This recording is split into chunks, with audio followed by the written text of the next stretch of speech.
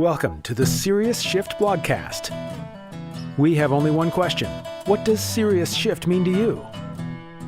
To answer that and much more, here's your host, Dennis Moseley-Williams. Hi, I'm Dennis, and welcome back one more time to the Serious Shift blogcast. It's a pleasure to spend some time with you today, and I hope wherever you are, you're happy, healthy, and you're looking forward to something good. I'm at the beginning of 3 weeks of slow work. Slow work is what I consider any work that doesn't involve an airplane ride. 3 weeks in my city, and I'll probably work a little bit from the lake. So I've been dying to get to this time of year. And I thought that what might be really helpful for you over the next couple of weeks is if I shared with you my suggestions, is what I lovingly refer to them as, my rules. I call them my suggestions for serious shift. And serious shift is meaningful, measurable change in your life and business. Okay? So I'm going to share with you sort of the principles, if you will, of this serious shift. So suggestion 1, shift how you approach your work. And to make this shift happen in your life, you have to immediately change one of your horrible human tendencies, which is procrastination, which is resistance, which more lovingly we refer to around here as the lizard, because we are inspired by the work of Seth Godin and Stephen Pressfield.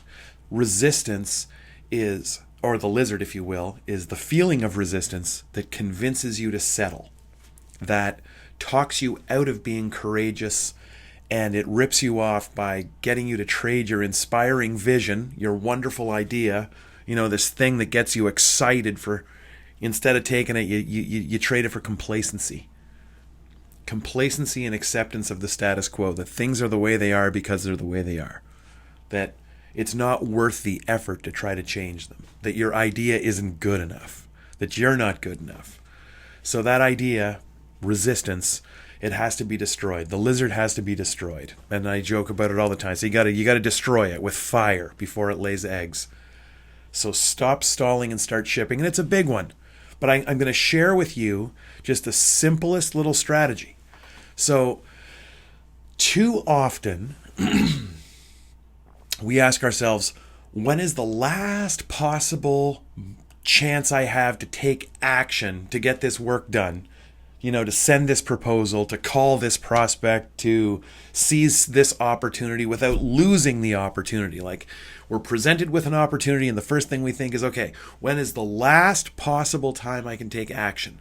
Which is very, very similar to the uninspired student who sits through school and all they're really thinking about is, what's the least amount of effort I can put out there to achieve the lowest grade that I'm okay with, if you follow me, right? It's like, do this assignment, blah, blah, blah. It's like, okay, well, I really only want to get a B. That's not that bad. It's not too hard to get. So what's the last possible date I can start to get this? Instead, the serious shift requires that you ask this question. When is the soonest possible date I can complete this?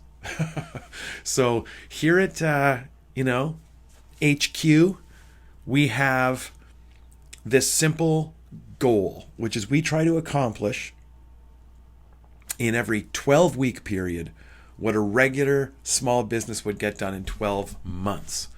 So it's a 12-week focus with a 1-week buffer at the end of that 12-week focus, so you can rest and recharge. And when done perfectly, it is truly a full week of nothing but personal stuff.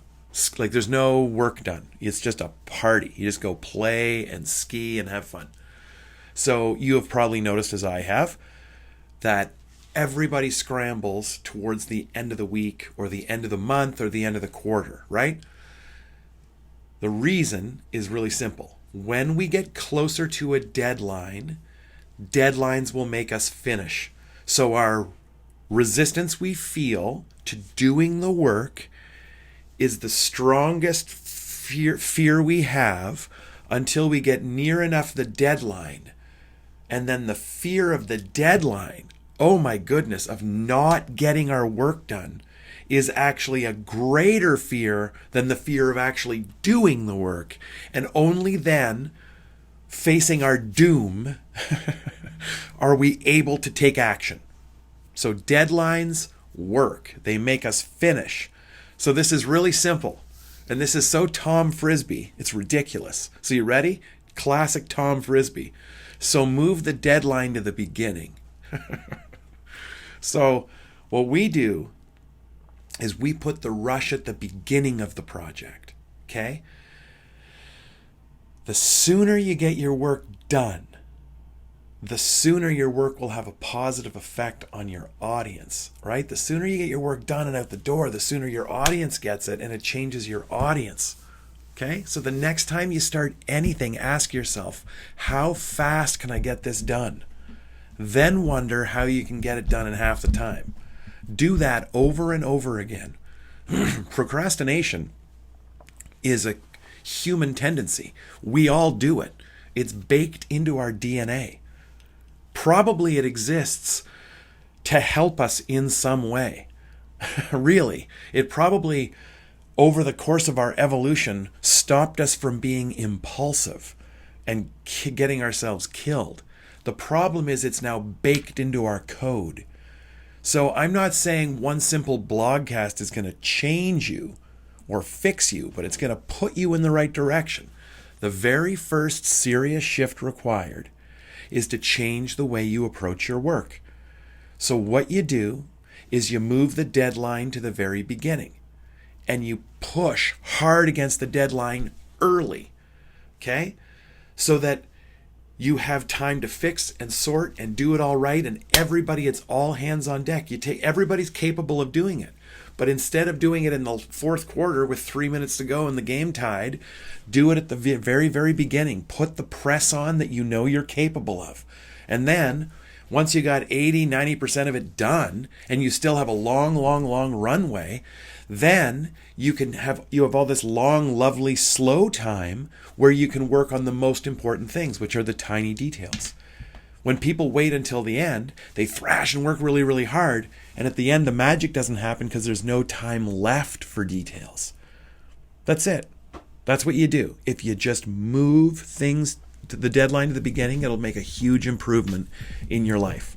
So as I said, over the next series of these blogcasts, I will share the other principles with you.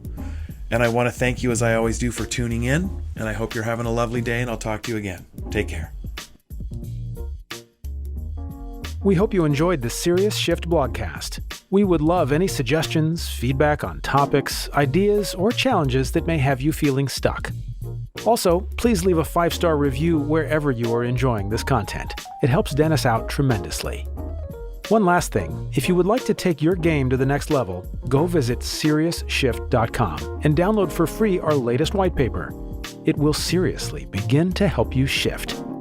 On behalf of Dennis and the team, see you next episode.